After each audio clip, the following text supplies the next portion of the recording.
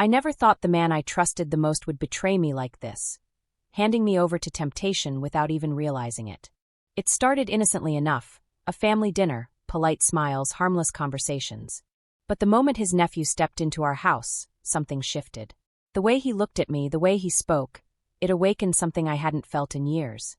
And before I knew it, everything began to spiral out of control. We had been married for over 12 years, and for the most part, it was a good marriage, or so I thought. Tom was dependable, hardworking, and the kind of man everyone respected. But somewhere along the way, we stopped really seeing each other. Our conversations became predictable: work, bills, and schedules. The passion we once shared slowly faded, replaced by routine and responsibilities. I told myself it was normal, that this was what marriage looked like after so many years. But deep down I missed feeling desired, feeling noticed. I missed the way Tom used to look at me, like I was the most important person in his world.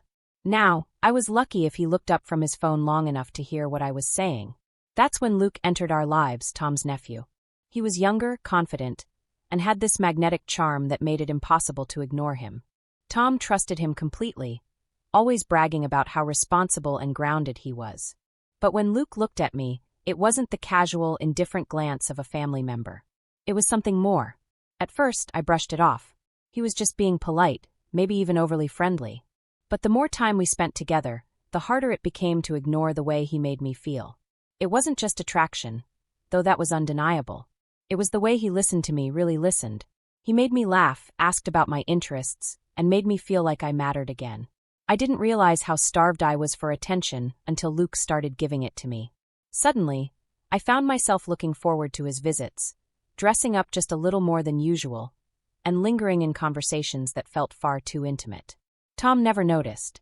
Or maybe he chose not to.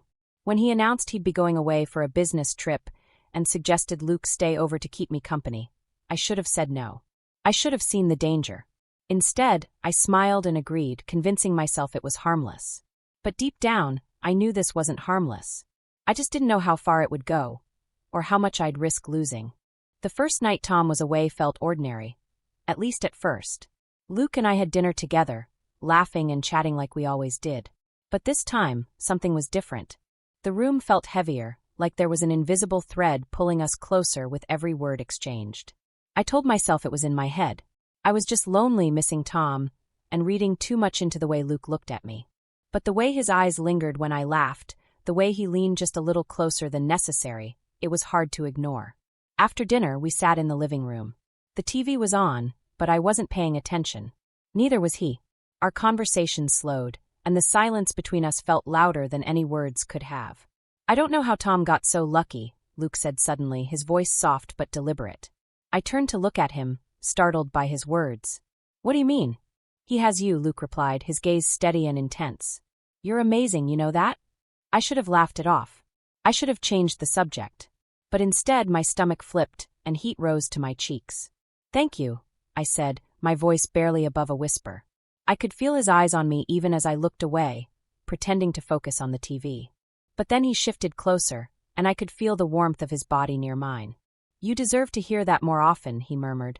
The air between us crackled with tension. My heart pounded, and I stood up abruptly, pretending to need water just to put some space between us. But even in the kitchen, I couldn't escape the feeling that something had shifted, something we couldn't take back. Later that night, as I lay in bed, I couldn't stop replaying the evening in my mind. I told myself it was harmless, that Luke was just being sweet. But deep down I knew it was more than that. The next day, things only got worse. Luke found reasons to be close to me, brushing past me in the hallway, offering to help me with chores, lingering in conversations that felt too intimate. At one point, while I was folding laundry, he stepped behind me, so close that I could feel his breath against my neck. "Do you ever feel lonely?" he asked. The question hung in the air, heavy and dangerous. I turned to face him, trying to sound casual. "Sometimes. Doesn't everyone?" He didn't back away. "Yeah, but not everyone finds someone who understands." His words hit me harder than they should have. My breath caught, and I stepped back, creating space between us. "This isn't," I started, but he cut me off. "I'm sorry. I didn't mean to make you uncomfortable," he said quickly, but his eyes told another story. I nodded and forced a smile, but my heart was racing. The truth was, I wasn't uncomfortable. I was tempted, and that terrified me. By the time the second night rolled around, I couldn't deny it anymore. Something was happening between us, and I didn't know how to stop it. Luke wasn't backing off. If anything, he was getting bolder, his touches lingering, his words heavier with meaning. And no matter how hard I tried to convince myself it was innocent, my body betrayed me. I found myself lingering too, laughing at his jokes a little too long, looking at him a little too often. And with every passing moment, the guilt I felt about Tom faded just a little more.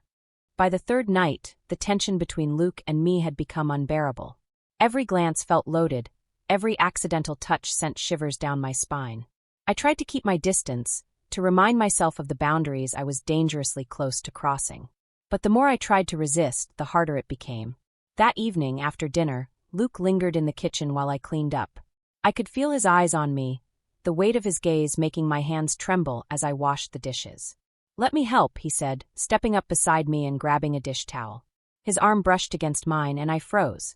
For a moment, neither of us moved. Then he leaned in slightly, his voice low and husky. "You know you don't have to do this alone," he said. I turned to face him, but before I could speak, he reached out and tucked a strand of hair behind my ear. The touch was innocent enough, but the look in his eyes wasn't. "Luke," I started, but he cut me off. "I can't stop thinking about you," he admitted, his voice almost a whisper. My breath caught, and my heart pounded in my chest. "We can't do this," I said, but even as I spoke the words, my voice lacked conviction. "Why not?" he asked, stepping closer. "You can't tell me you don't feel this too." I opened my mouth to protest, but the words wouldn't come. Instead, I found myself staring into his eyes, drawn in by the intensity one saw there. He reached out, his hand brushing mine, and I didn't pull away. "It's wrong," I whispered, more to myself than to him. "Then why does it feel so right?" he replied. And just like that, the dam broke. He stepped closer, his hand sliding up my arm, and I didn't stop him. I couldn't. The warmth of his touch sent a shiver down my spine, and before I knew it, I was leaning into him. When his lips brushed against mine, my whole body ignited. It was soft at first, hesitant, like we were both testing the waters. But then something snapped, and the kiss deepened, raw and desperate. I pulled away suddenly, my breath ragged. "We can't," I said again, but even I didn't believe it. Luke didn't move away. Instead, he cupped my face in his hands, his eyes searching mine. "Tell me you don't want this, and I'll stop," he said. I opened my mouth to speak, but no words came out. Instead, I reached up and pressed my lips to his, letting go of the doubts and the guilt that had been holding me back. For the rest of the night, we danced around the edge of something we both knew we shouldn't want. Every touch, every look, every whispered word pulled us closer, and yet we stopped just short of crossing the line completely. But the damage was already done. The connection we had denied for so long had finally come to the surface, and there was no going back. Later that night, I lay awake in bed, my mind racing. What had I done? What was I doing? Tom trusted me. He trusted Luke. And I had betrayed that trust. But even as the guilt gnawed at me, I couldn't forget the way Luke made me feel, seen, desired, alive. It was a feeling I hadn't experienced in years, and I wasn't ready to let it go. The next morning, Luke acted as if nothing had happened. He was calm, collected, and charming as ever. But when our eyes met, I saw the truth. He was just as affected as I was, and it scared me. I tried to keep my distance, to put up walls and remind myself of the life I had built with Tom. But Luke wasn't making it easy. Throughout the day, he found small ways to remind me of what had happened. The brush of his hand as he passed me in the hallway, the way his gaze lingered when he thought no one was watching. And despite my best efforts, I couldn't resist him. By the time Tom called that evening, I felt like I was living a double life. I forced myself to sound normal, to laugh and joke as if nothing had changed. But deep down, I knew everything had changed. Luke was more than just a temptation. He had become a part of me, and no matter how much I tried to fight it, I couldn't let him go. And that terrified me more than anything else. The moment everything fell apart wasn't dramatic. It wasn't some explosive confrontation or shocking reveal. It was quiet, too quiet, and maybe that's what made it even more devastating. Tom called earlier that day to let me know he'd be home sooner than expected. I should have been relieved. I should have been happy. Instead, my stomach twisted into knots, and the panic set in. Luke noticed immediately. He was in the kitchen, leaning against the counter as I paced back and forth, pretending to clean. "What's wrong?" he asked, his voice calm but laced with concern. "Tom's coming home tonight," I said, barely above a whisper. Luke didn't flinch. He didn't panic. He just stared at me, his expression unreadable. Is that what you want? His question hit me like a punch to the gut. Was it what I wanted? The truth was, I didn't know anymore. We have to stop this, I said, but the words felt hollow, like I was trying to convince myself more than him. Luke stepped closer, closing the distance between us. Do you really believe that? I opened my mouth to argue, to tell him we'd crossed a line and there was no coming back from it. But then he touched my face, gentle, almost reverent, and all my resolve crumbled. I don't want to lose you, he whispered. Before I could respond, the sound of the front door opening sent both of us into a panic. Tom was home. Luke stepped back quickly, his face pale as he grabbed his jacket and headed toward the back door. I'll go, he said. But this isn't over. I barely had time to catch my breath before Tom walked into the kitchen, smiling like nothing had changed. He kissed my cheek, oblivious to the storm raging inside me. Missed you, he said, his voice warm and familiar. I smiled back, but it felt forced. My heart was still racing, and I couldn't shake the guilt that gnawed at me. The evening dragged on, and I tried to act normal. But Tom noticed something was off. You okay? He asked after dinner, his eyes scanning my face. Yeah, just tired, I lied. But Tom wasn't convinced. He kept watching me, asking little questions that felt harmless but made my stomach twist. And then it happened. Tom's phone buzzed, and he excused himself to take the call. I stayed in the living room, pretending to watch TV, but I couldn't stop myself from listening. The conversation started casually, work-related updates and small talk. But then Tom's voice changed. It dropped lower, more serious. You sure about this? He said. Yeah, I trust him. But now I'm not so sure. My heart stopped. Who was he talking about? I moved closer to the doorway, straining to hear. No, she wouldn't do that, Tom said, but his voice wavered. At least I don't think so. I felt sick. Did he know? Had someone seen us? Had Luke said something? Tom hung up and walked back into the room, his expression unreadable. Who was that? I asked, trying to sound casual. Just work, he replied, but the tension in the air was suffocating. The rest of the night passed in a blur. Tom was distant, distracted, and I couldn't shake the feeling that he knew something. Maybe not everything, but enough. I barely slept that night. My mind raced with worst-case scenarios, and by morning, I was a mess. Tom left early for a meeting, and as soon as he was gone, Luke showed up at the door. You're not answering my texts, he said, stepping inside.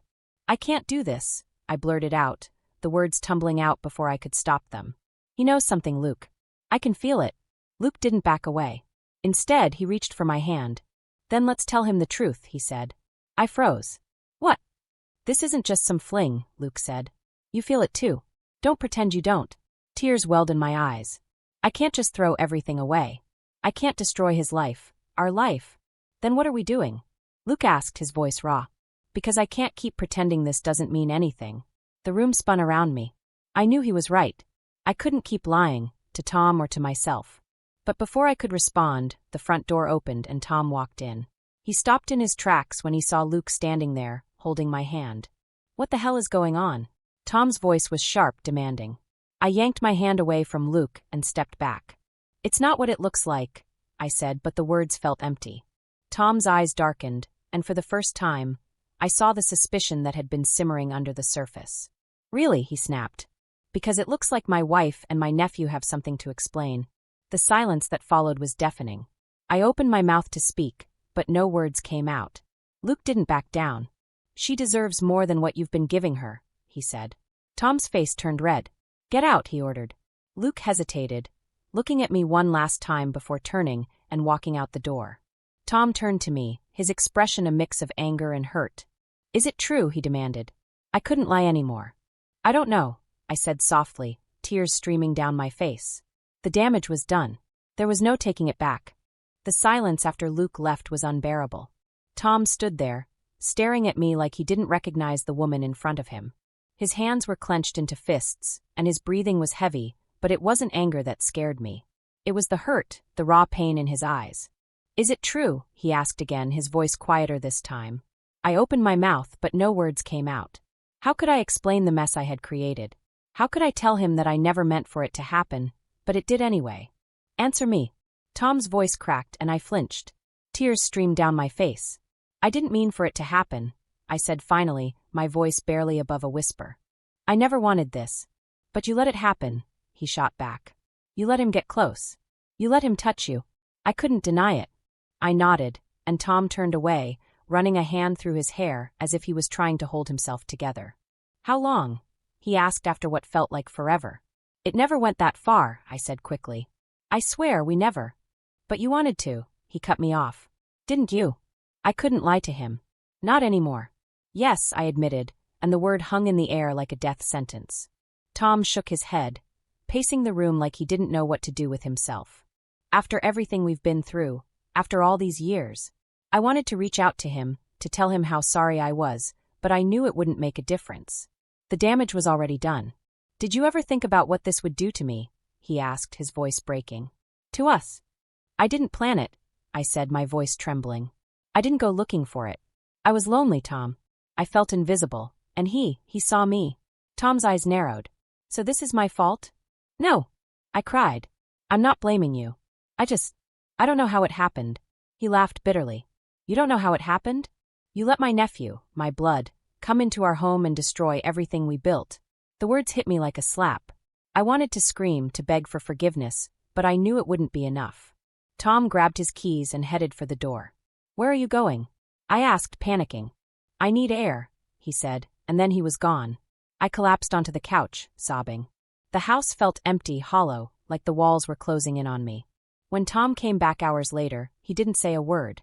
He walked past me and went straight to the bedroom, locking the door behind him. The next few days were torture. Tom barely spoke to me.